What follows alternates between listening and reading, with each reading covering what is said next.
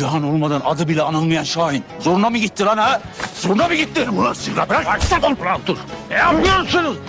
Uzak Şehir dizisinin yeni bölümünde neler olacak? Cihan vefat mı etti?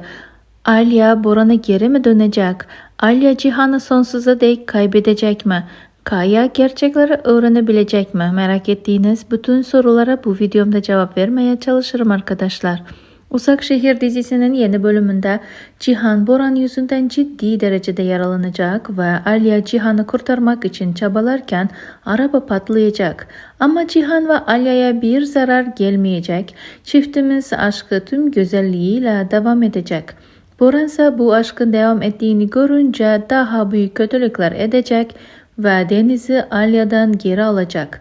Alya yaşadığı kötü olaylardan sonra ne yapacağını bilmeyecek ve hüngür hüngür ağlayacak. Çok zorlu bir dönemden geçecek.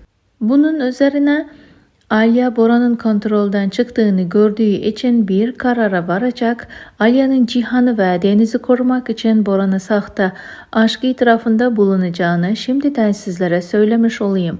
Ama bu sahte aşk kısa süreliğine devam edecek. Eğer Alya dikkatli olmazsa bu yalan yüzünden Cihan'a sonsuza dek zarar gelebilir ve sonsuza dek Alya Cihan'ı kaybedebilir.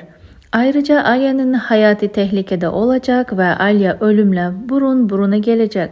Kaya ise Fidan sayesinde Zerrin'in bebeğini emzirdiğini öğrenecek ve Kaya biricik bebeğini yaşadığını öğrenip mutlu kalacak.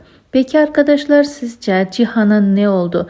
Neden resmi fragmanlarda Cihan gözükmedi? Fikirlerinizi aşağıda yorumlar kısmında bizlerle paylaşmayı ve kanalımıza abone olmayı, bildirimler tuşunu da açmayı unutmayın.